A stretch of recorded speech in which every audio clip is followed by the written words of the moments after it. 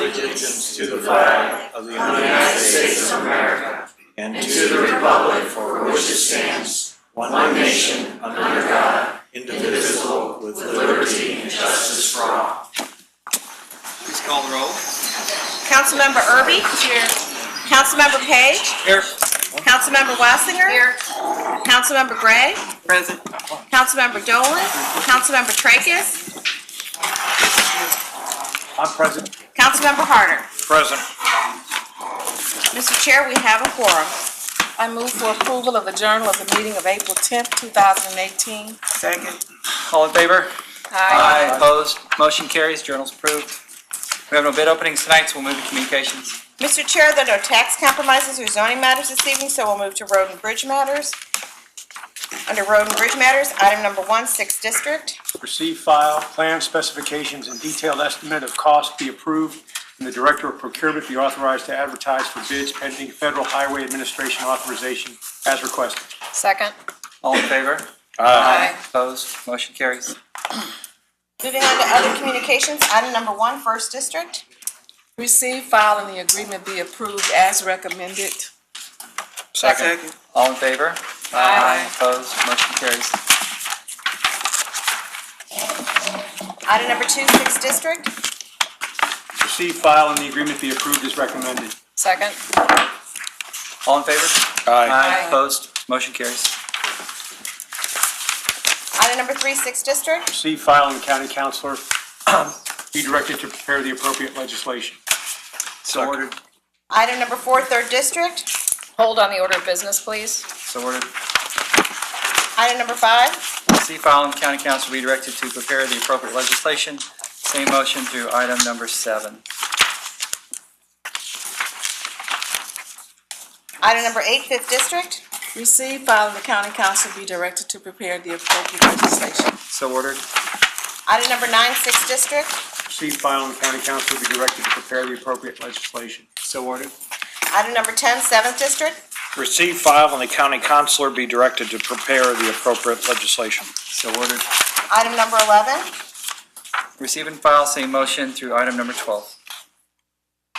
Item number 13, 6th District. Receive, file, and the County Councilor be directed to prepare the appropriate legislation. So ordered. Add-ons. Item number 1, 6th District. Receive, file, and the County Councilor prepare the legislation in the appropriate format for introduction. So ordered.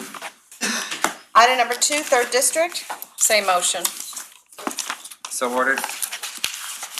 Item number 3, 2nd District. Same motion for item number 3 and 4, and that will be the order. For the county executive, no report, public forum. We have 16 speakers this evening, Mr. Chair. Thank you.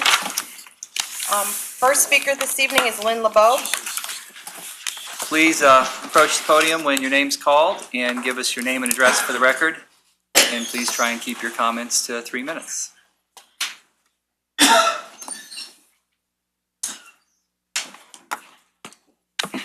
Hi, Lynn.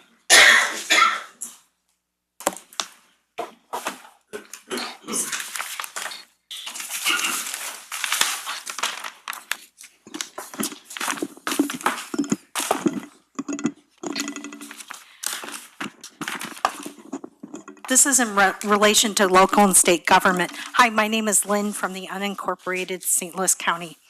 First, government is God's institution. Civil government exists and functions by God's command, not because cavemen created a social contract. This was the true driving force behind America's founding fathers. We base the Constitution on specific biblical Judeo-Christian principles. It is also the foundation of our local, state, and federal government. Civil government began in Genesis 9:17 when God instructed Noah after the flood. In Exodus 20:22, God through Moses gives us specific pattern for civil government. Scripture is full of God's sovereignty and interest in civil government. Whether you believe it or not, it's the truth. Clearly, government is not a secular institution, but a God-ordained institution. A second key principle is God has every right to direct his institutions. Indeed, Scripture reveals God's will, rules, and leadership qualities for home, church, and the government. Many are amazed to realize that our country's constitution and its laws and punishments are based on civil government rules of conduct that are spelled out in the Bible. Exodus 21:22 addresses manslaughter, premeditated murder, assault, kidnapping, and slavery, abortion, infanticide, property crimes, criminal negligence, assaulting parents, robbery, and bestiality. Leviticus 12:20 addresses public health laws and sexuality. In Deuteronomy 17:22 are laws regarding violation of a court order, perjury, malicious accusations, building codes, no regulatory scheme. It just set the record standards for responsible conduct and punishes wrongs, juvenile delinquency, and rape. Accountability to God in establishing justice, maintaining order, and we will have to answer to God. Destiny. God places people in leadership for his specific purposes and his benefit, not theirs. Dependency. Leaders are called on to make difficult and ethical decisions which require wisdom from our Creator. Jurisdiction. God's purpose for civil government is to protect mankind. God knew all was good until sin entered the picture, and God ordained civil law for our protection in the land. Clearly, God's plan vastly differs from the present system, which is a monumental failure. Lynn, could you? Absolutely. skip to the end? Yet so often we all try again and again to do whatever seems right in our own eyes, thinking somehow that we are in our day can escape the unavoidable consequences that are spelled out in God's word. Having done our own thing for decades, we are now suffering the gaping devastation of crime, broken homes, abuse and alcohol problems, corrupt government, reckless taxing and spending, lack of transparency, warped welfare programs, and deficient education. I say no to more sales taxes for the zoo. Time to charge admission. I can appreciate what you want, Dr. Bonner, but we, the people, can no longer afford any more taxes. And I also say no to the city-county merger. Thank you for your time in these matters. Thanks, Lynn. Next speaker is Tom Sullivan.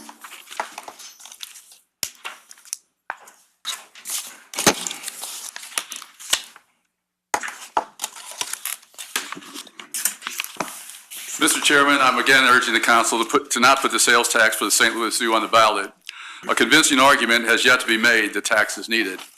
With the proposed legislation, you would be giving the zoo a very big blank check. If the tax is enacted in both the city and the county, it would mean $100 million more going to the zoo every 4 years with no safeguards as how it would be spent. It doesn't seem the zoo really needs the money for the zoo at the Forest Park campus or even for a new breeding farm, since it would be able to charge admission there. In 2004, zoo president Jeffrey Bonner claimed the zoo was in, quote, fabulous condition. He said this was because $70 million had been spent on restorations the previous 10 years.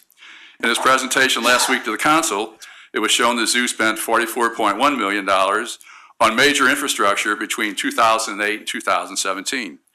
An additional $16.5 million of infrastructure projects were listed as having been paid from the $132 million raised by the Living Promise campaign. Added all together, the total spent on infrastructure at the zoo since 1994 should come to nearly $150 million. That does not include ongoing maintenance expenditures.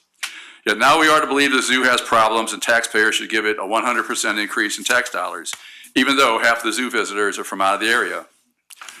Last week, a zoo volunteer mentioned all the school kids that visit the zoo. She said even a small charge would impact their ability to visit, but I would think school kids and senior citizens would still get free admission. If the lady is concerned about the school kids being able to visit the zoo, she should also be concerned about the tens of millions of dollars for the zoo going outside the zoo for worldwide conservation efforts.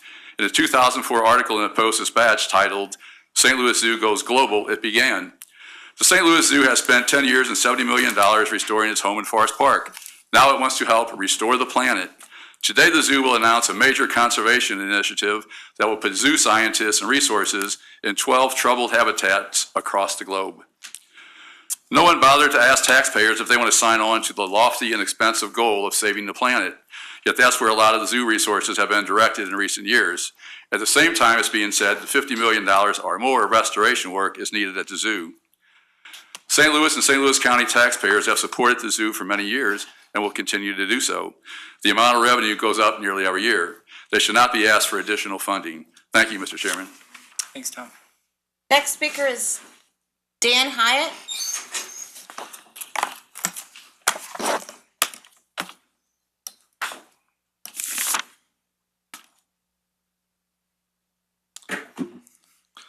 Council members, I'm Dan Hyatt from Maryland Heights, Missouri, and today I'm here to talk to you about the zoo. The zoo's asking for sales tax. Everybody's clamoring for more taxes. It's for a free zoo. Last time I looked at my property tax bills, it was not free. I'm paying $400 a year for the zoo. Other homeowners are paying whatever for the zoo. So I have a problem with that, others have a problem with that, but I'm not asking you to change that. But I'm asking you to also not give them additional sales tax money by putting it on the ballot. Again, as somebody mentioned, it's a free zoo. No, it's not. That's sleight of hand. They bill me and they give it to somebody else. They bill you, they give it to somebody else. Let's let the somebody else pay for it. That somebody else is the residents of Illinois, the residents of counties other than the city of St. Louis and St. Louis. And let's also stop this river of green money flowing from the county into the city of St. Louis. I don't want my tax dollars going to support missions in the city of St. Louis unless I specifically do it. And if we just charge, if the zoo just charges $10 for adults and $5 for kids over 4, and lets county and city residents in there for free, they'll probably realize more money than this. So, but again, if they want a breeding program, if we have the money to add a sales tax, we can come up with a whole lot of county programs that need the money a whole lot more than some global breeding facility. I'm all for a global breeding facility, but not on the backs of the St. Louis County taxpayer. Thank you for your time. Thank you. Next speaker is Paul Berry. Want to file with the clerk a copy of my written statement and a proposal, alternate proposal to the zoo, one-pager. I am Paul Berry III, resident of the city of St. Louis and a candidate for St. Louis County Executive. I'm here tonight to provide my statement in opposition to any sales tax increase to fund general operations of the city of St. Louis Zoo. First, I truly love the animal attractions offered by the city of St. Louis Zoo, and I also love the bold proposal offered by zoo officials for North St. Louis County. The zoo's proposed project in North County is both educational based and innovative. The issue here is zoo officials delivered a plan attached to the proposed sales tax increase that's absolutely horrible for St. Louis County taxpayers. A quick overview of the zoo's proposed expansion in the North St. Louis County currently before the council.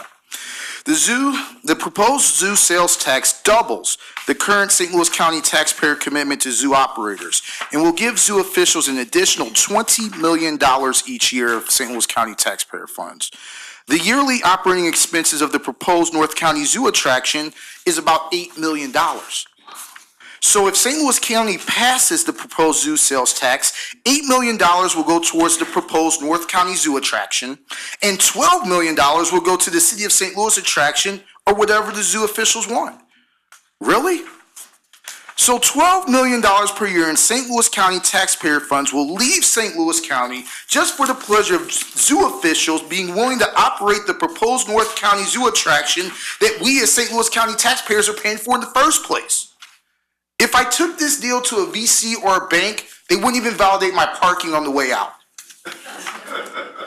St. Louis County tax dollars should not be considered monopoly money.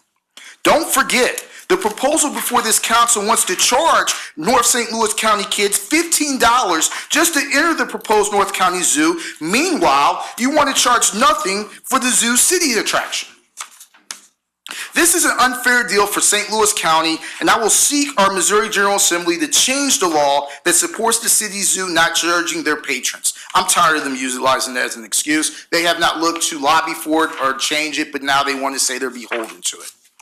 Further, St. Louis County residents have no appetite to keep funding City of St. Louis attractions. They want St. Louis County officials to put St. Louis County first. Where do we stand?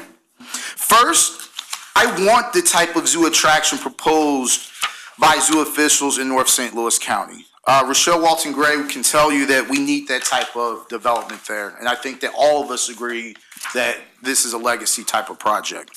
Second, there's no way in hell I will support $12 million in St. Louis County taxpayer dollar funds going to fund City of St. Louis attractions that they don't even charge for.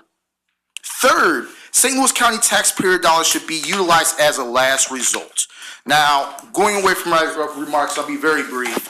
When I sat here for the proposal on a Tuesday at 3 p.m. or whatever day that was, Tuesday at 3 p.m., I did not hear anything about corporate involvement. I didn't hear anything about going to WashU or a SLU to say, are you guys going to help us build our STEM, our pre-K programs that we want to have there? Because I'm limited at 3 minutes, I have filed before this county a solution where we do not have to take the sales tax. We can sunset it after 2 years, but it's going to require St. Louis County to take leadership. And instead of giving our money away to the zoo, I am for St. Louis County getting involved in a project like this at St. Louis County. We can do it at half the cost. I have filed my proposal, and I'm out of time. Thank you. Thanks, Paul. Next speaker is Ken Johnson.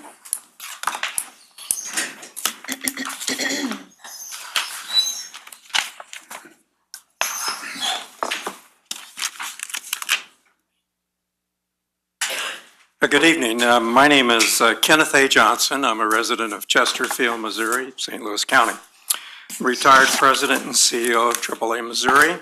I served there for 17 years, and I continue to serve on numerous AAA boards, both locally and nationally. Now, I've been a member of the St. Louis Zoo Association board for the past 3 years. Most importantly, I've been a volunteer at our zoo for the past 8 years. And I have principally 2 assignments as a volunteer. The first, I'm one of over 200 docents. Now, docent works on the zoo grounds, and we perform a number of duties. We have responsibilities to provide to our visitors animal and habitat interpretations. We lead school and organization ground tours for children of all groups in all ages, and we conduct on-ground classes for all ages. Secondly, I conduct all orientation training for our new volunteers that come. Today, we have over 2,000 active volunteers at our zoo, and last year, the volunteers contributed over 103,000 hours of their time, which equates to roughly $2.4 million in benefits to the zoo. The zoo, through its animal collection and habitat displays, at the end of the day, volunteers bring value to the zoo, and most significantly, I believe the zoo brings great value to our community. It's reflected in the fact that, as mentioned, the zoo is free. The zoo is accessible to individuals of all walks of life. And the zoo, through its animal collection and habitat displays, bring the wonder and fascination of our diverse animal planet right before our eyes. Visitors compare their hand size to the paw size of our polar bear, Callie. They marvel at a family care and nurturing of a baby colobus monkey by all the members of the group. And they can stand 3 feet away from an Amwar leopard as it suns itself, recognizing that fewer than 50 of these animals live in the wild. As I interact with our zoo visitors, I'm taken by how many local visitors consider the zoo as theirs. They take pride in a certain level of ownership in our animals and the beautiful historic grounds. Recognizing this, it's my hope we can do what we can do to perpetuate our zoo for generations to come. Thank you very much. Thank you. Next speaker is Louise Bradshaw.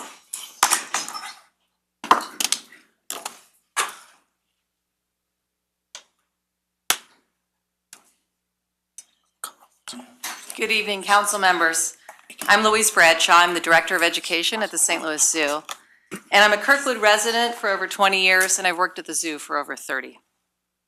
As you know, and as Ken has just told you, education is one of the pillars of the St. Louis Zoo. It's been explicitly part of our mission since 1913.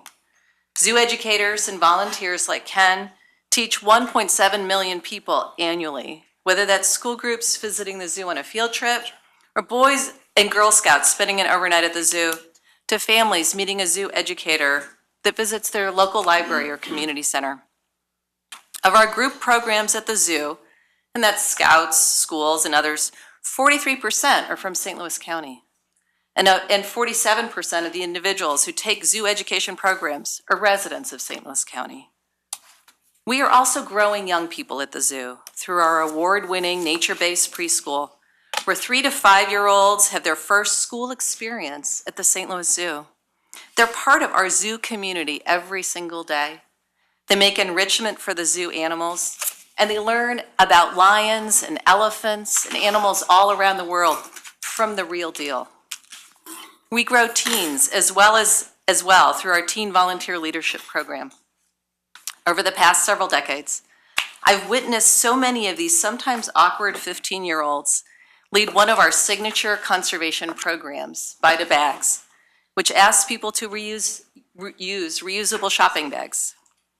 I've also seen them host a Midwest Ocean Conservation Summit for teens all around the area to learn to care for endangered species like American burying beetles, present at scientific conferences, and grow up to be zookeepers, STEM professionals, conservation educators, and advocates. We are also committed to accessibility, whether that's securing needs-based scholarship funding annually for over 8 years for our signature summer camp experience, Camp Kankazoo, our outreach programs, and more. Or hosting high school students from the special school district here for a vocational preparation for over 20 years. We have a new inclusion initiative now underway and have hired our first ever inclusion specialist to help our zoo and our programs meet the needs of our entire community. We're also committed to reaching out into our community and offering our expertise and support.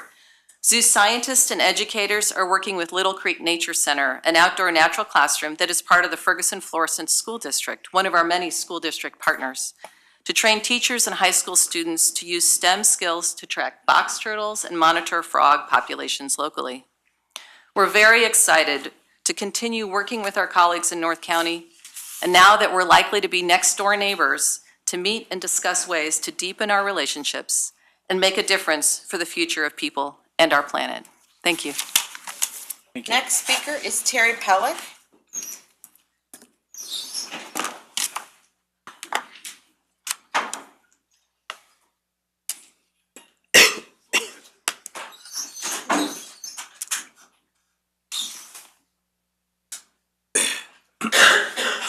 Good evening, I'm Terry Pellick, and I live in the Afton area, and I'm here to speak about Tower T.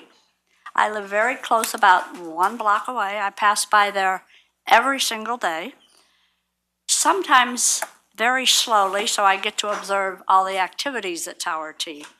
And there's been quite a bit of family activity there, which is always, even on the rainy day that we just had the other day. In pondering and thinking how to move forward with this, and it will be such an impact to our community, why don't something like this be put on the ballot for the people who are directly affected can truly have a say-so and a vote, since it will be a financial encumbrance on our community, okay? Tower T is scheduled to close July 1st. And I guess I want to direct it to a gentleman who is not here, but I can ask you and the other members. We had asked Mr. Dolan to meet with us 30 days prior to have a meeting about all this. We still want to stand with that. And he can set the place, anytime, anywhere. We will meet him there. We'd like to invite all of you as well to see where we want to head forward with this. More up to date, Monday, April 23rd, at McKenzie and Higgey, the Elks Lodge has offered us, or has allowed us to have a meeting there to talk about things, how we want to try to get the community and our, our officers here to support us more, because we really want to keep the green. It's a vital thing to our community and for the people living there. Thank you. Thank you. Where you said the meeting is. That's good. Excuse me. Could you, go ahead. Where did you say the meeting is on the 23rd? It's at Higgey and McKenzie at the Elks Lodge at 5:30. Is that Michael? Yeah, Michael. He's going to be helping us along. Okay. So everyone, please come. Thank you. Thanks. Next speaker is Michael Burton.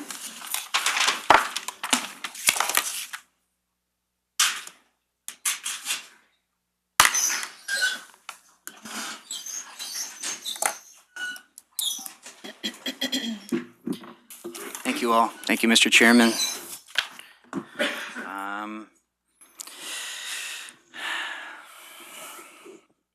First off, like Terry just said, myself and a group of community members are getting together on April 23rd, 5:30 at the Elks Lodge. I do invite you to come join us, hear us out.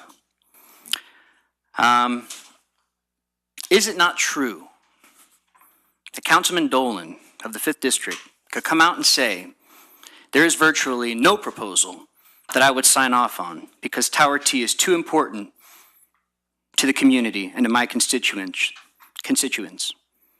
You would have to literally build Willy Wonka's chocolate factory there for me to sign off on a deal like that if it means getting rid of Tower T. Is it not true that Councilman Dolan could come out and say that right now if he wanted to, Chairman? I don't know if you want to spend your time with rhetorical questions, but it sounds like the councilman could say what he wanted to. Okay. I spoke with John Eilerman today for about 30 minutes or so, and we had a decent conversation. Obviously, some disappointment, but it was expected. I don't know what's going on here. My two guys I wanted to talk to. I asked John Eilerman, have you spoken with Steve Stenger and Pat Dolan? He said yes. And I said, have you ever met them face to face? He paused. He said, quote, I don't want to disclose that. And then after further talking to him, he said, well, I've met with all the county council members. Then later on, he said yes. But it was just very interesting to me that there was a hesitation where whenever I asked him if he had met John Eilerman face-to-face, Pat Dolan face-to-face and Steve Stenger, there was a hesitation. And then after further pressing John Eilerman, he was able to say, yes, I have met them face-to-face. So that was a little troubling to me. My dad, I told you, is retiring July 1st from Union Pacific, coming back here, the day Tower T is set to close. Very simple man. We have a lot of things in common. We're both men of very few words. No one? All right, I thought I'd get you with that. Anyway, he's a man that wears a sports coat to the Fox Theater while also wearing Converse All-Stars. He doesn't want to come up here and speak, but he sent me this email the other day.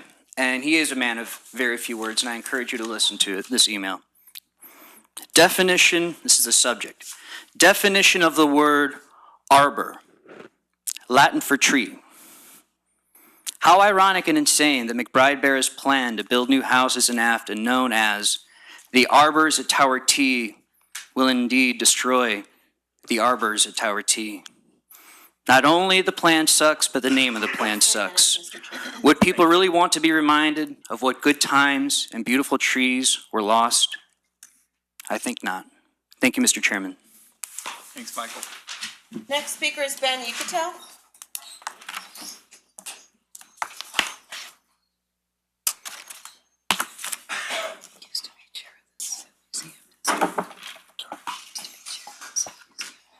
Thank you very much, Mr. Chairman. My name is Ben Uchatel. I had the honor of being the mayor of Clayton for a number of years, and also the honor of being on the Zoo Museum District and board and the chair for a number of years. And my remarks here, though, are solely my own. And I want to start off by saying that the zoo is a treasure. It is great. It's a national treasure. And thanks to Jeff and his colleagues for making it so. For the past 30-plus years, thanks to some good foresight, the county and the city together have worked through a property tax to provide support for the zoo and the History Museum and the Science Center and the Botanical Garden and the Art Museum. The zoo has received currently $20+ million a year. It's great. But now they propose to have a 1/8% sales tax only if passed by the city and the county to further augment their revenues. Is that fair? Is not the sales tax a regressive tax?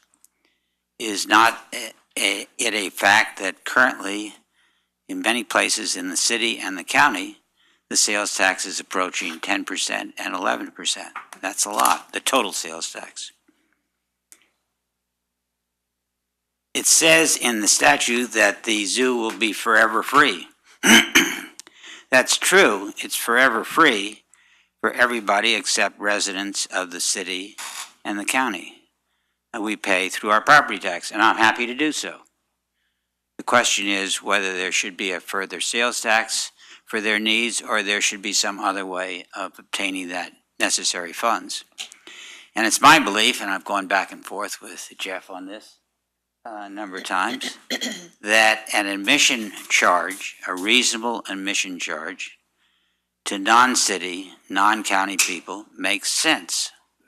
Then everybody shares in a fair way for the utilization of the zoo and the enjoyment of the zoo.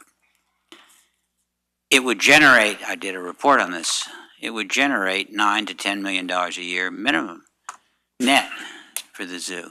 So it's something you should really consider in deciding what you should do on this sales tax proposal. I'd finally end up by saying that Steve Ehrlichman of St. Charles County in a op-ed piece in the March 29th Post-Dispatch said, while 63% of St. Charles County taxpayers visited the zoo, when asked for financial support, only 26% opposed paying an admission tax. So you do the reverse, that means 74% would be supportive of an admission tax because they're part of our region. Now you can challenge whether that's an accurate survey or not, but I would urge you to consider carefully before acting further on this important proposal. Thank you very much. Thank you. Mr. Chair, I can't read the next speaker's name. Its first name starts with an L, last name starts with an M. Maybe Leon is the first name? Or Leo? In the 63123 zip code?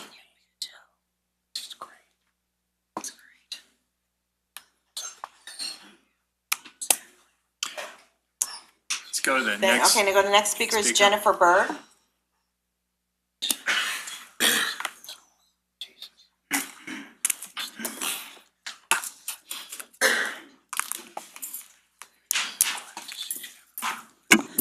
My name is Jennifer Bird. I live at 9244 Laurel Hill Drive. Thank you for taking my comments. While I'm being thankful, I would like to thank Councilman Mark Harder and Councilman Ernie Trachis. It's my understanding that they oppose putting a sales tax to support the zoo, which is already supported by our property taxes to the tune of $22.5 million a year. So I do want to give you my sincere thanks because I think you apparently are the only two with the sense that says we cannot continue to keep piling taxes on to the citizens, sales tax especially.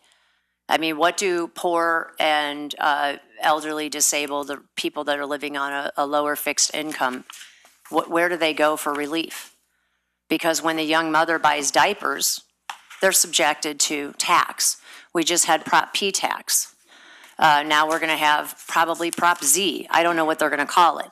But there'll be some wealthy, well-intended person who claims to be a low-tax person like Rick Sinkfield to put $150,000 into the pot probably so we can have too many commercials showing, you know, the imminent death of a polar bear or a panda bear if we don't support this. That's what's going to be put out on the airwaves.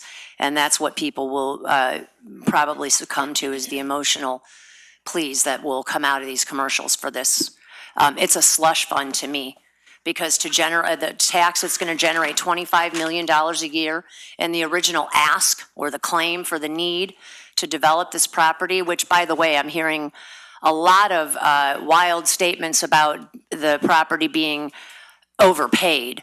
The one that I'm hearing more frequently and which seems more reasonable is $2 million, but I wish I had $2 million to overpay for anything. But now it's going to come up to us apparently to develop the property. And it's irrelevant whether I think it's a good idea to develop the property or not. I think it's irresponsible to put the responsibility for paying for the development on the average citizen, particularly when we're broke. I mean, we keep getting taxes piled upon us. And the sales taxes really do hurt the poor, the elderly, and the disabled, and the low income first and worst. They have less discretionary income, but they're subjected to the same taxes as everyone else. So I just don't understand what the motivation is. Maybe there'll be a handful of jobs, probably, I would imagine, labor jobs. So of course, those will be temporary and they're coveted. Permanent jobs, who knows? What's the promise there? And it doesn't matter if there even is a promise because the promise won't be kept. So I'm asking you to do the right thing and say no. Let the zoo live within its means. I think anything that pays almost $750,000 to their head and they're a public-private partnership, which means they're publicly funded but they're privately run, that's irresponsible. Thank you. Thanks, Jennifer. Next speaker is Joe Ambrose.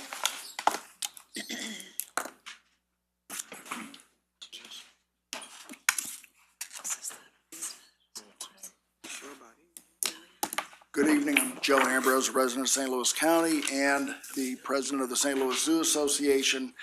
I'd like to bring up a couple points very succinctly that we're not talking about the next 100 days or 100 months of the zoo, but the next 100 years.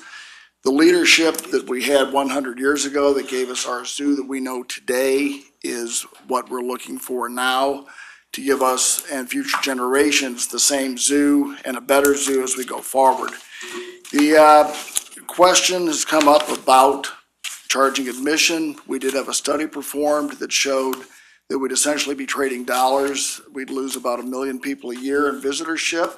The average spend per person is about $13 for each visitor that comes, and we'd lose 1 million of those visitors each year that would not be able to attend and or would not show up. And some of those would be people that can least afford to pay an admission charge in our region, and these dollars would be offset by the loss of revenue. The average economic impact is about $41 million in tourist spends, which multiplies into about $200 million in annual economic impact. And I think that's important to keep in mind. The last point is that this is the St. Louis Zoo. It's not the St. Louis City Zoo. It's something for all of us to be proud of in our region. Thank you. Next speaker is Judge Michael Burton.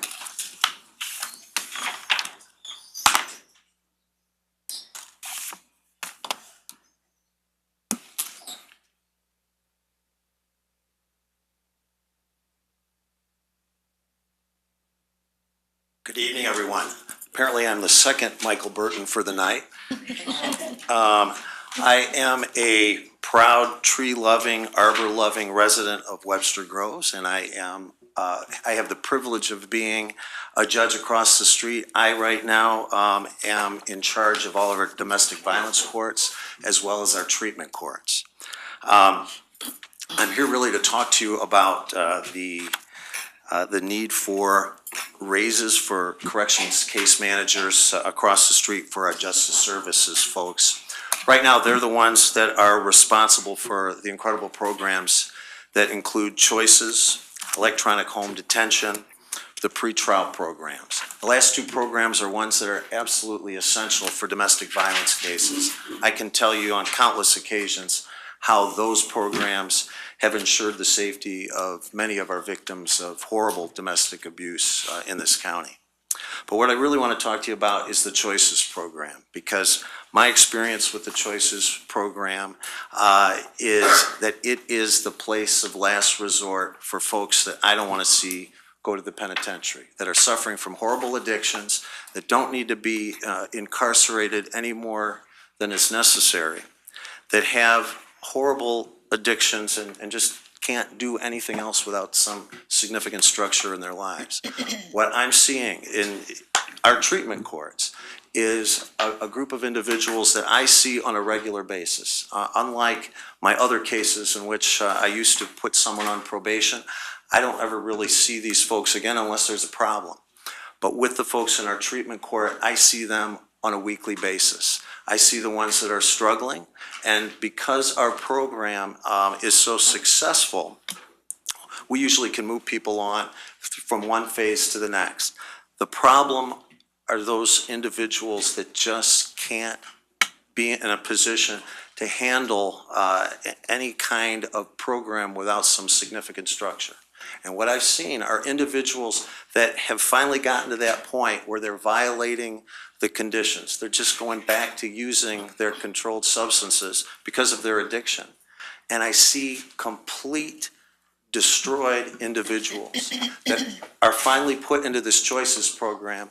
And I can just tell you, the change in these individuals' lives is unbelievably dramatic. These people now, the folks that have come out of this program because of the incredible work that's been done by Justice Services, has completely, not just changed their lives, saved their lives. I can't say enough about these people that are across the street. With that in mind, I just want to invite all of you to our next graduation. It's May the 17th, right across the street. It is an incredible day of celebration. Thank you very much. Thank you. Next speaker is Yafet El Amin.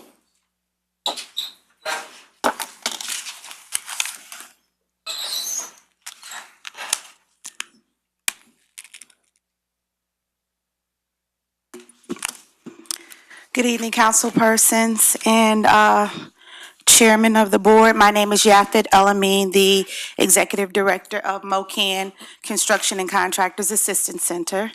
I am here to speak in support of Bill 350. And first of all, I would like to thank the council members for months and months of hard work in listening to this issue, advocating on the issue, and trying to find common ground between all associations as it relates to this issue. We are asking for you today to pass this revised bill as presented to you today.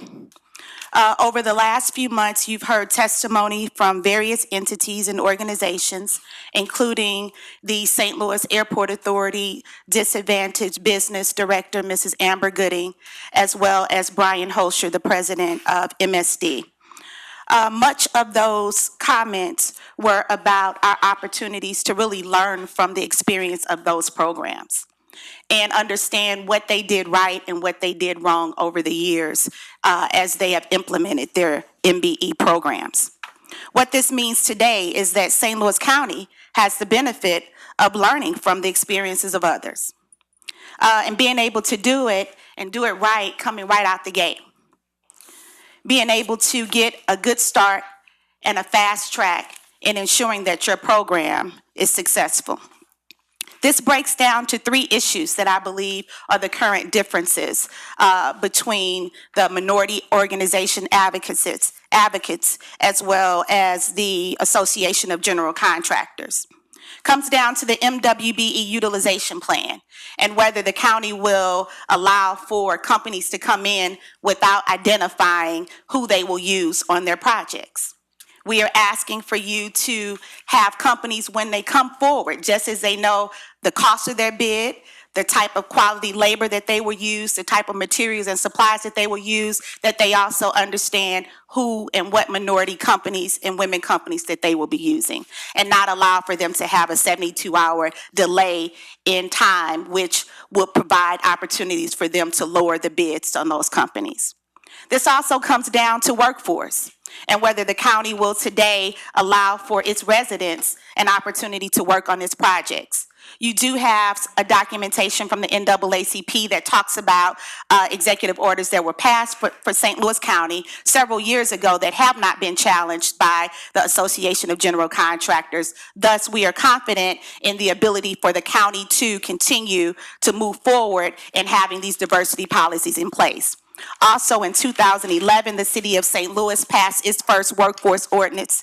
It expanded it to TIFs in 2013. It codified it in law in 2015, and neither of those bills or executive orders have ever been challenged. And lastly, this comes down to if the county will allow for people to say shall or may as it relates to penalties and sanctions if in fact they are not doing right by the program. And the city's bill that was passed on Monday has the language shall in it and does not have a 72-hour waiting period on it as well. So we are asking for St. Louis County to mirror its other city agency and ask for some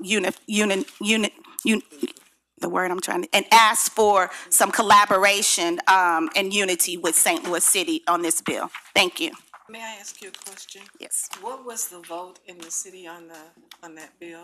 Was it unanimous? It's our understanding that that bill was supported by the full Board of Aldermen, and it sits at the mayor's desk now, and it's our understanding that she will be signing that bill as presented and passed. Thank you. Thank you, Mr. Chairman. Next speaker is Lloyd Sloan.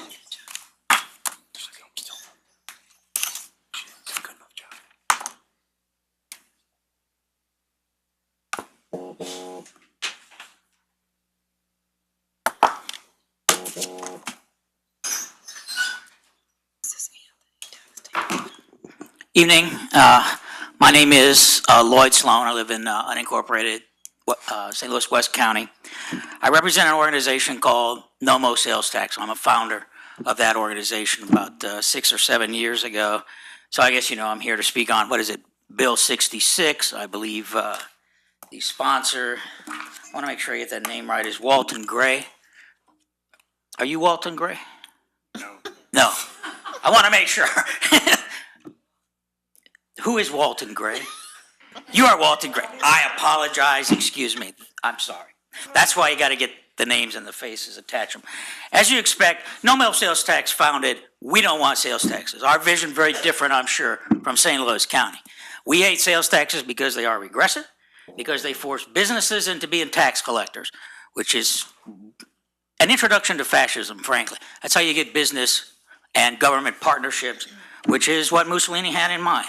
They also are bad for growth, like most taxes, but it turns out sales taxes are not the worst taxes for growth. Income taxes are. Sales taxes are next worst, and property taxes are the least negative impact on growth. I can give you economic studies to boot. I was told about this meeting that you would vote on this by Jennifer Byrd, so I want to credit her with that, but I had very mixed feelings to show up. This is not my first rodeo. It's not my first St. Louis County Council meeting. And in general, I got to be honest with you, most of these votes are done deals. And I know it too, all right? So we all are grown-ups and we can recognize this fact. But in the back of my mind was this scene from The Adventures of Robin Hood with Errol Flynn. Anybody ever seen that movie? It's a great movie, a great scene. You know the scene I'm talking about? Where Errol Flynn shows up and he's Robin Hood and he approaches the sheriff of Nottingham and he basically says, he walks right into the castle and says, I'm here to tell you that I'm going to start a rebellion. I'm going to fight whatever you put on that ballot. So this is my formal gentlemanly declaration, no more sales tax. We'll fight this as our name implies. What is a regressive tax? I want to at least make sure I cover that much. What is a regressive tax? My degree's in economics, but not everybody knows what that is. It places a higher tax burden on those with lower incomes. That's why it's called regressive. Progressive taxation does the opposite. If you look at national figures, sales taxes, is most regressive tax we have, it's about 8 to 10 times higher on those at the bottom 20% than it is at the top percent on national average. That would also be true in Missouri. Of the top 10 states for growth in this country, look at the top 10, 4 have no sales taxes. That's kind of impressive because there's only 5 states that don't have sales taxes. So 4 of the 5 in the top 10, 4 of the 5 no sales tax states have the top growth. Can you wrap up for us, Lloyd? I'm just about there. I know what the ads we're gonna get. We're gonna get ads saying, and you're gonna tell me I hate the zoo. That's what I'm gonna get. You hate the zoo. Fine, we can play that game. You hate poor people. You hate poor people, because that's who's getting taxed more. And I want to tell you, I heard a lot of people speaking for the zoo, and I'm not surprised. I love the zoo myself. But I'm reminded of a quote from George Bernard Shaw. Any government that robs Peter to pay Paul can depend on the support of Paul. I want to at least applaud you for putting this on a November ballot. I'm sick and tired of seeing these tax increases go on non-major elections. So this one we may get a really good view of what the public thinks of sales taxes. Thank you. Thanks. Final speaker this evening is Kara Braxton.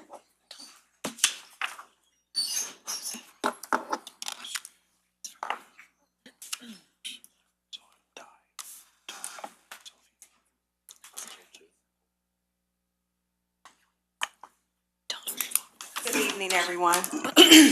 My name is Kara Braxton. I am a 10-year employee of St. Louis County Justice Services. It's not much to say that we haven't said already over the past 6 months, and we appreciate, listening to everybody as we come to council every Tuesday night. I really, really appreciate the democracy of this forum, that people can come and their voices can be heard before major decisions are made to change our lives, some temporary and some permanently. I wanted to say on behalf of the 55 Justice Services employees who were left off the bargaining table and only deemed 3% worthy, while everyone else in our department got 10 to 22%, that we appreciate the bill that Ms. Irby put forth, bill number 54. We appreciate Mr. Stanger on January 23rd of 2018 adamantly and quite vividly stating that he is in support of the bill and in support of us getting the raises that we should get, that the rest of our department received back in January 1 of this year. Again, we just really appreciate, I know you guys are still working some of the kinks out and working out some fine details, and for lack of a better word, making sure that your efforts are not duped in backroom bargaining, that the money is actually there based on where you all are asked or wanting to pull it from to support us. I said about 3 weeks ago that a good portion of us, over half, are below the poverty level at Justice Services, and quite a few of us are at poverty level. And so we really do need these raises. We've went 10 years without raises, merit raises. We're hoping that the county gets to a point where the budget is not necessarily budgeted on the backs of employees not receiving increases. I mean, everything is going up. Some of our kids are in college, driving cars, insurance, groceries are going up, gas is going up, everything is going up, but yet we're staying at a lower level in the same.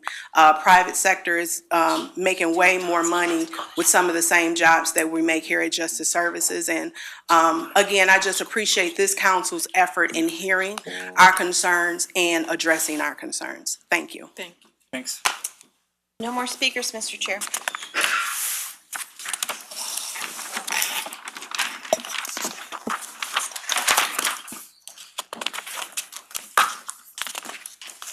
Perfection of bills. Introduction of bills, Mr. Chair. Oh, thanks, introduction. Bill number 75, introduced by Councilmember Erby, an ordinance authorizing St. Louis County, Missouri to amend a lease agreement, performance agreement, and trust indenture, all relating to taxable redevelopment project leasehold revenue bonds, North Park Partners Soda LLC Project Series 2014, in an aggregate principal amount not to exceed $42 million, issued for the purpose of providing funds to pay the cost of acquiring and constructing a project within the redevelopment area described in the amended Lambert Airport Eastern Perimeter Tax Increment Financing TIF redevelopment plan, approving the county's acquisition of certain property within the redevelopment area in connection with the expansion of the project, and authorizing the county executive to enter into certain agreements and to take such other action as may be required in connection therewith. Bill number 76, introduced by Councilmember Page, an ordinance submitting to the qualified voters of St. Louis County, Missouri at the election on the 7th day of August 2018, a proposition to amend the St. Louis County Charter by amending Section 5.030 to ensure that the legislative branch of county government has the ability to have independent legal counsel when that is appropriate. Bill number 77, introduced by Councilmember Page, an ordinance submitting to the qualified voters of St. Louis County, Missouri at the election on the 7th day of August 2018, a proposition to amend the St. Louis County Charter by amending Section 2.035 to clarify the determination of independent contractor relationships and employment relationships with regard to the qualifications of St. Louis County Council members. Bill number 78, introduced by Councilmember Tracus, an ordinance submitting to the qualified voters of St. Louis County, Missouri at the election on the 7th day of August 2018, a proposition to amend the St. Louis County Charter by amending Section 8.050, by adding a new subsection to Section 4.050, and by adding a new Article 3A to enhance St. Louis County government financial accountability and transparency. Mr. Chair, that is all the bills. Perfection. Bill number 305, introduced by Councilmember Harder. Last week I said I was going to move this forward. I'm going to hold it one more week. I've got some more information to gather, and if we could take this up next week, I'd appreciate it. Bill number 305 is held. Bill number 350, introduced by Councilmember Erby. Mr. Chair, we have a substitute bill.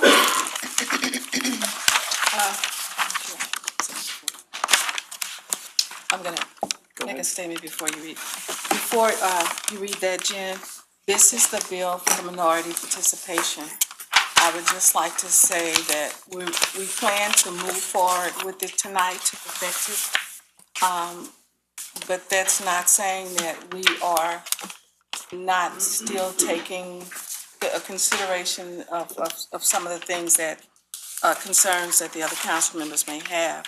But I will say that the point that Yafet El-Amin made about this bill, it's the same as the bill in the city. I have been working on this bill for years now, for years. And it's something that I think is fair, it's time. And if 27 members of the Board of Aldermen can recognize that we need to correct this injustice that's done to a certain group of people, I think we certainly should consider it in St. Louis County. So I'm hoping that my fellow council members will support me in this effort so that we can move ahead. So with that, please read the substitute Yes, bill. ma'am. Substitute Bill number 1 for Bill number 350, introduced by Councilmember Erby, an ordinance amending Chapter 107, Title 1, St. Louis County Revised Ordinances 1974 as amended purchasing by enacting and adding thereto one new section pertaining to minority and women-owned business enterprise program. I move for adoption of substitute Bill number 1 for Bill number 350. Second. All in favor of adoption of substitute bill number 1 for bill number 350, say aye. Aye. Opposed? No. Substitute bill number 1 for bill number 350 is adopted. Do you want to perfect, or do you want to hold it? Yeah. Mr. Chair, Yes, sir. can I make a statement? Hold that thought. You will. Do you want to perfect that, or do you want to Okay, adopt it? yeah, I move, Before you perfect it, because I don't know if it's time or not, I did want to make sure I was on the bill as a co-sponsor. I'm not sure if that ever happened. So before you move to perfect, you can make your statement. Yes, thank you, Mr. Chairman. I just want to let Councilman Erby know I am very much in favor of this in spirit. There are some details that we all know we need to work out, and I hope you can work with myself and Councilman Tracus to work those items out. I think this is a bill that is desperately needed, and I think if we work out these details, you can probably get a unanimous vote on this council for this. So please, let's talk in the next week and see if we can work out those issues. Mark, I would prefer if we talk before next week, because I would like to move ahead next week. That's I fine. I had not heard that you had any concerns. You haven't said anything to me about it. Yeah. I am aware of Councilman Tracus's concerns, but I have not heard from you at all. And my concerns are his concerns. So if we can solve both of us, that would be good. I hope so. Again, I want to say that we took, I can't tell you how many people who weighed in on this. We had a meeting, we worked on this. I was there. Bill, no, not the bill where you were, Mark. We did more work than that. This was where we actually drew up the final bill. And we incorporated almost everything that anybody had to say. So I hope that I will get whatever your concern is this week so that we can move forward next week. We've been trying to move this bill forward for years. I've been on the council, this is my 14th year. So I hope that you can come to me with whatever it is, because you haven't done that in the past. Yeah, no, more than happy, and I think Councilman Tracus would too. Councilman Tracus. Councilman Erby, I want you to know, and I believe you do know, I desperately want this bill to pass in some form. You're right, it is time. It's past time. I do have some concerns, as we've discussed, that I think through further discussion we can resolve.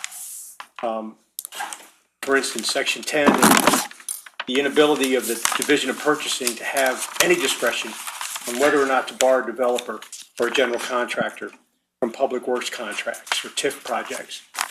I mean, I think we can talk about that and see if it doesn't make sense to at least give them the discretion to decide one way or the other.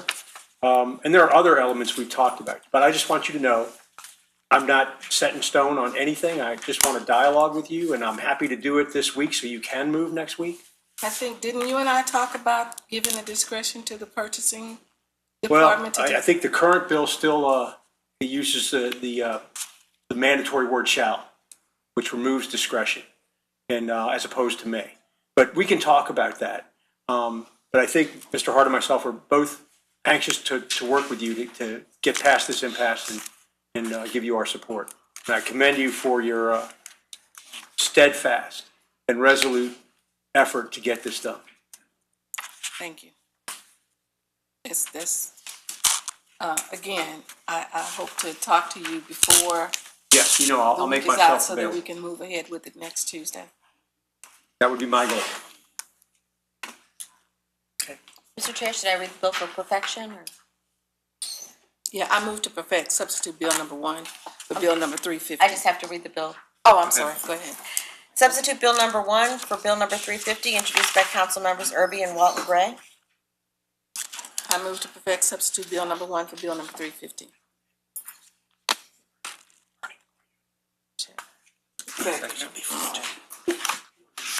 All in favor of perfection of substitute bill number 1 for bill number 350, say aye.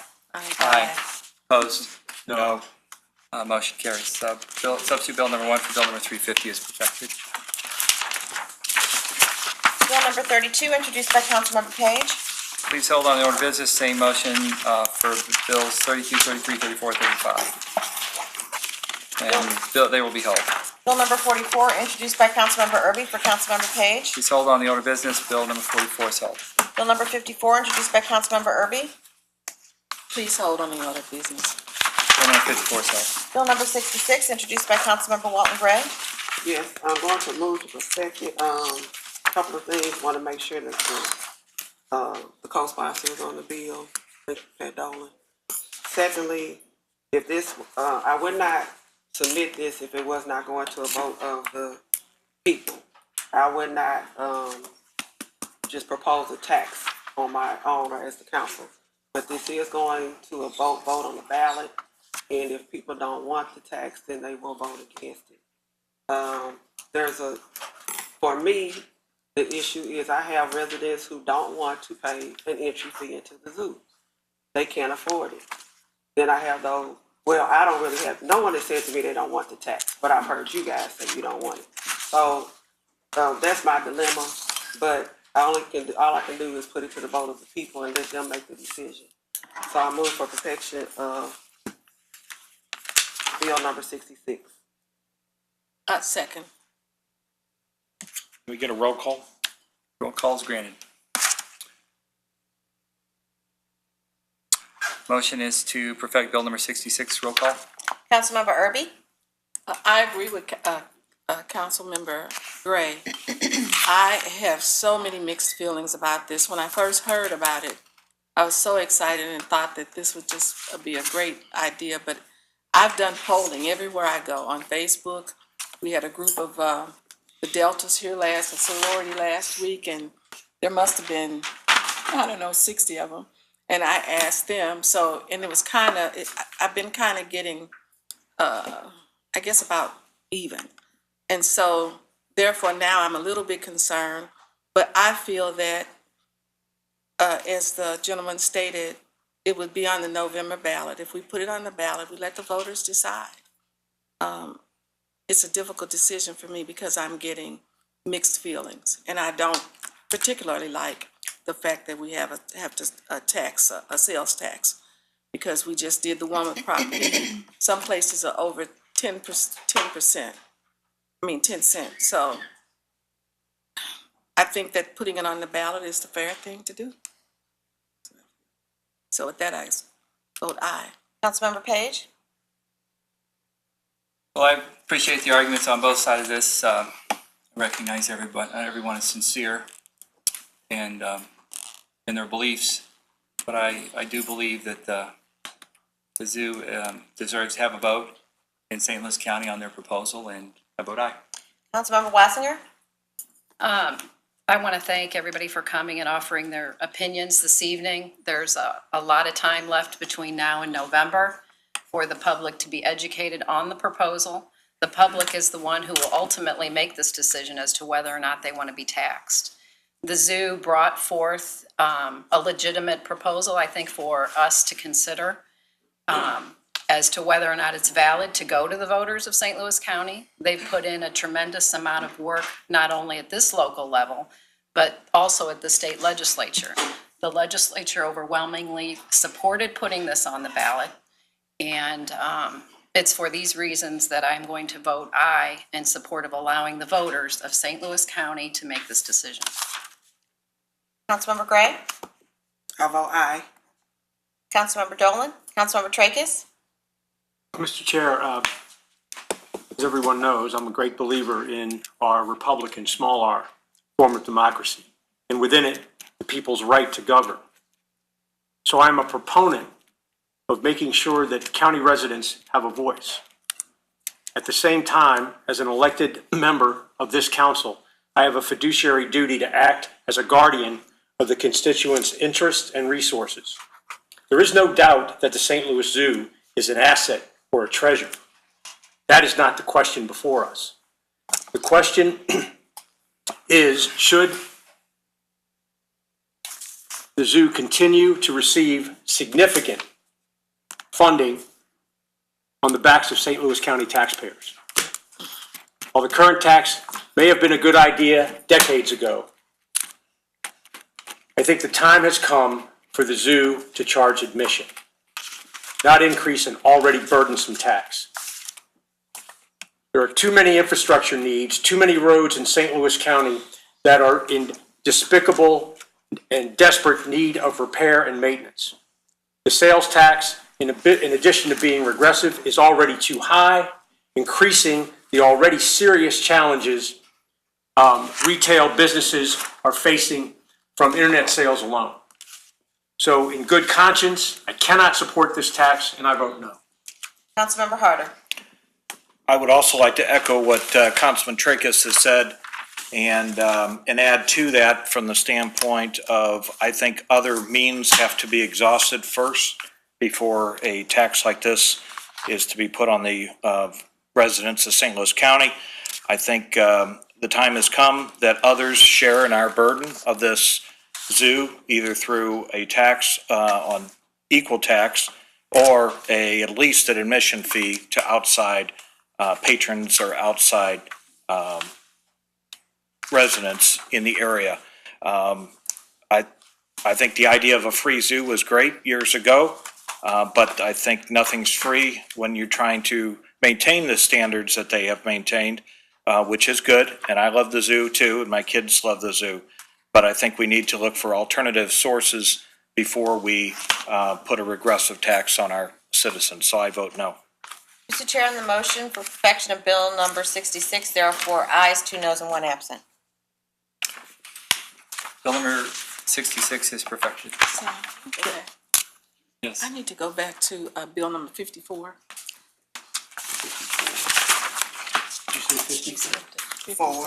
That's been held. Yeah, I held that bill, and I just wanted to say to Kira and the others from the Justice Department, we have requested legislation for this, a substitute bill for this legislation, and it should be up next week, right, Peter?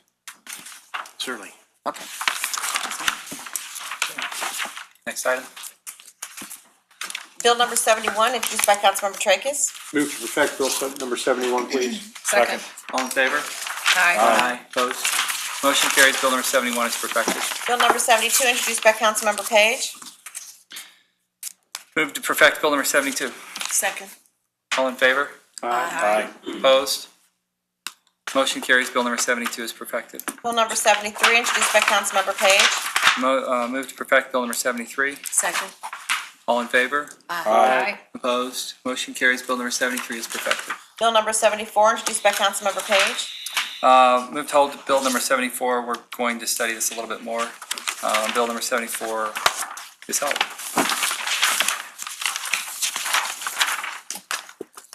Final passage. Bill number 353, introduced by Councilmember Page.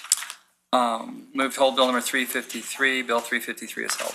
Bill number 56, introduced by Councilmember Page. Move for final passage of Bill number 56. Second. Roll call. Councilmember Erby? Aye. Councilmember Page? Aye. Councilmember Wassinger? Aye. Councilmember Gray? Aye. Councilmember Dolan? Councilmember Tracus? Aye. Councilmember Harder? Aye. Mr. Chair, on Bill number 56, there are 6 ayes and 1 absent. Bill number 56 is finally passed. Bill number 57, introduced by Councilmember Harder. I move for final passage of Bill number 57. Second. Roll call. Councilmember Erby? Aye. Councilmember Page? Aye. Councilmember Wassinger? Aye. Councilmember Gray? Aye. Councilmember Dolan? Councilmember Tracus? Aye. Councilmember Harder? Aye. Mr. Chair, on Bill number 57, there are 6 ayes and 1 absent. Bill number 57 is finally passed. Bill number 58, introduced by Councilmember Tracus. Move for final passage of Bill number 58. Second. Roll call. Councilmember Erby? Aye. Councilmember Page? Aye. Councilmember Wassinger? Aye. Councilmember Gray? Aye. Councilmember Dolan? Councilmember Tracus? Aye. Councilmember Harder? Aye. Mr. Chair, on Bill number 58, there are 6 ayes and 1 absent. Bill number 58 is finally passed. Bill number 59, introduced by Councilmember Dolan. Please hold on the other business. Bill number 59 is held. Bill number 60, introduced by Councilmember Page. I move for final passage of Bill number 60. Second. Roll call. Councilmember Erby? Aye. Councilmember Page? Aye. Councilmember Wassinger? Aye. Councilmember Gray? Aye. Councilmember Dolan? Councilmember Tracus? Aye. Councilmember Harder? Aye. Mr. Chair, on Bill number 60, there are 6 ayes and 1 absent. Bill number 60 is finally passed. Bill number 61, introduced by Councilmember Walton Gray for Councilmember Erby. I move for final passage of bill number 61. Second. Roll call. Councilmember Erby? Aye. Councilmember Page? Aye. Councilmember Wassinger? Aye. Councilmember Gray? Aye. Councilmember Dolan? Councilmember Tracus? Aye. Councilmember Harder? Aye. Mr. Chair, on Bill number 61, there are 6 ayes and 1 absent. Bill number 61 is finally passed. Bill number 62, introduced by Councilmember Harder. I move for final passage of Bill number 62. Second. Roll call. Councilmember Erby? Aye. Councilmember Page? Aye. Councilmember Wassinger? Aye. Councilmember Gray? Aye. Councilmember Dolan? Councilmember Tracus? Aye. Councilmember Harder? Aye. Mr. Chair, on Bill number 62, there are 6 ayes and 1 absent. Bill number 62 is finally passed. Bill number 63, introduced by Councilmember Walton Gray. I move for final passage of Bill number 63. Second. Roll call. Councilmember Erby? Aye. Councilmember Page? Aye. Councilmember Wassinger? Aye. Councilmember Gray? Aye. Councilmember Dolan? Councilmember Tracus? Aye. Councilmember Harder? Aye. Mr. Chair, on bill number 63, there are 6 ayes and 1 absent. I move for final passage of bill number 64. Oh, wait, bill number 63 is finally passed. Bill number 64, introduced by Councilmember Page. I now move for final passage of bill number 64. Second. Roll call. Councilmember Erby? Aye. Councilmember Page? Aye. Councilmember Wassinger? Aye. Councilmember Walton Gray? Aye. Councilmember Dolan? Councilmember Tracus? Aye. Councilmember Harder? Aye. Mr. Chair, on bill number 64, there are 6 ayes and 1 absent. Bill number 64 is finally passed. Bill number 65, introduced by Councilmember Page. Move for final passage of bill number 65. Second. Roll call. Councilmember Erby? Aye. Councilmember Page? Aye. Councilmember Wassinger? Aye. Councilmember Gray? Aye. Councilmember Dolan? Councilmember Tracus? Aye. Councilmember Harder? Aye. Mr. Chair, on bill number 65, there are 6 ayes and 1 absent. Bill number 65 is finally passed. Bill number 67, introduced by Councilmember Page. Move for final passage of bill number 67. Second. Roll call. Councilmember Erby? Aye. Councilmember Page? Aye. Councilmember Wassinger? Aye. Councilmember Gray? Aye. Councilmember Dolan? Councilmember Tracus? Aye. Councilmember Harder? Aye. Mr. Chair, on bill number 67, there are 6 ayes and 1 absent. Bill number 67 is finally passed. Bill number 68, introduced by Councilmember Wassinger. I move for final passage of bill number 68. Second. Roll call. Councilmember Erby? Aye. Councilmember Page? Aye. Councilmember Wassinger? Aye. Councilmember Gray? Aye. Councilmember Dolan? Councilmember Tracus? Aye. Councilmember Harder? Aye. Mr. Chair, on bill number 68, there are 6 ayes and 1 absent. Bill number 68 is finally passed. Bill number 69, introduced by Councilmember Tracus. Move for final passage of Bill 69.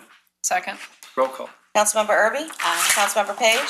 Aye. Councilmember Wassinger? Aye. Councilmember Gray? Aye. Councilmember Dolan? Councilmember Tracus? Aye. Councilmember Harder? Aye. Mr. Chair, on bill number 69, there are 6 ayes and 1 absent. Bill number 69 is finally passed. Bill number 70, introduced by Councilmember Tracus. Move for final passage of Bill number 70, please. Second. Roll call. Councilmember Erby? Aye. Councilmember Page? Aye. Councilmember Wassinger? Aye. Councilmember Gray? Aye. Councilmember Dolan? Councilmember Tracus? Aye. Councilmember Harder? Aye. Mr. Chair, on bill number 70, there are 6 ayes and 1 absent. Bill number 70 is finally passed. Moving on to resolutions, Mr. Chair. Resolution number 1, introduced by Councilmember Page. Move for adoption of resolution number 1. Second. Roll call. Councilmember Erby? Aye. Councilmember Page? Aye. Councilmember Wassinger? Aye. Councilmember Gray? Aye. Councilmember Dolan? Councilmember Tracus? Aye. Councilmember Harder? Aye. Mr. Chair, on resolution number 1, there are 6 ayes and 1 absent. Resolution number 1 is adopted. Resolutions number 2 through 9, introduced by Councilmember Tracus. Move for adoptions of resolution numbers 2 through 9, please. Second. Roll call. Councilmember Erby? Aye. Councilmember Page? Aye. Councilmember Wassinger? Aye. Councilmember Gray? Aye. Councilmember Dolan? Councilmember Tracus? Aye. Councilmember Harder? Aye. Mr. Chair, on resolutions number 2 through 9, there are 6 ayes and 1 absent. Resolutions 2 through 9 are adopted. Resolution number 10, introduced by Councilmember Tracus. Councilmember Wass, 10, sorry. Move for adoption of resolution number 10, please. Second. Roll call. Councilmember Erby? Aye. Councilmember Page? Aye. Councilmember Wassinger? Aye. Councilmember Gray? Aye. Councilmember Dolan? Councilmember Tracus? Aye. Councilmember Harder? Aye. Mr. Chair, on resolution number 10, there are 6 ayes and 1 absent. Resolution number 10 is adopted. Resolution number 11, introduced by Councilmember Wassinger. I move for adoption of resolution number 11. Second. Roll call. Councilmember Erby? Aye. Councilmember Page? Aye. Councilmember Wassinger? Aye. Councilmember Gray? Aye. Councilmember Dolan? Councilmember Tracus? Aye. Councilmember Harder? Aye. Mr. Chair, on resolution number 11, there are 6 ayes and 1 absent. Resolution number 11 is adopted. Moving on to unfinished business, Mr. Chair, item number 1.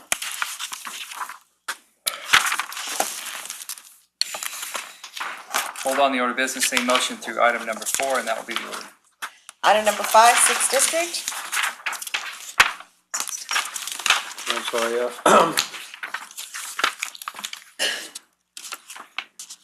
request that the new liquor license be approved as requested. Oh, I'm please. sorry, Mr. Chair, I skipped an item. We go back. Item number 4, 3rd District. Is that me? Yeah. Is that the liquor license? Hold on. Traffic. Oh, hold on the order of business, please.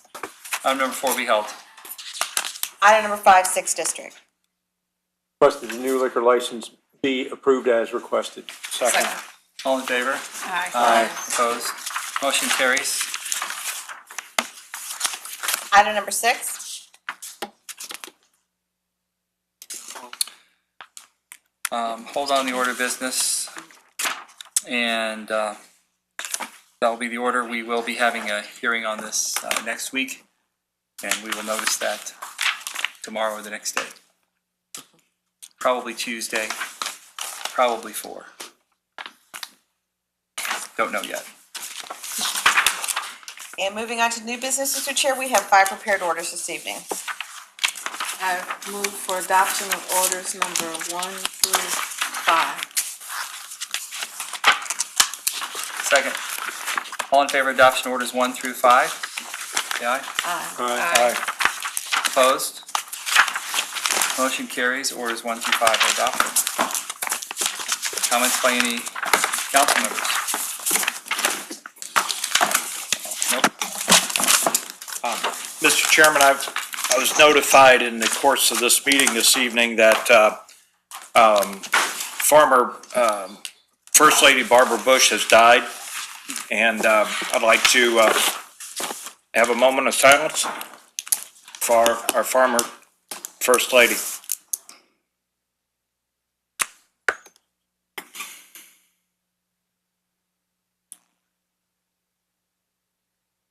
Thank you, Mr. Chair.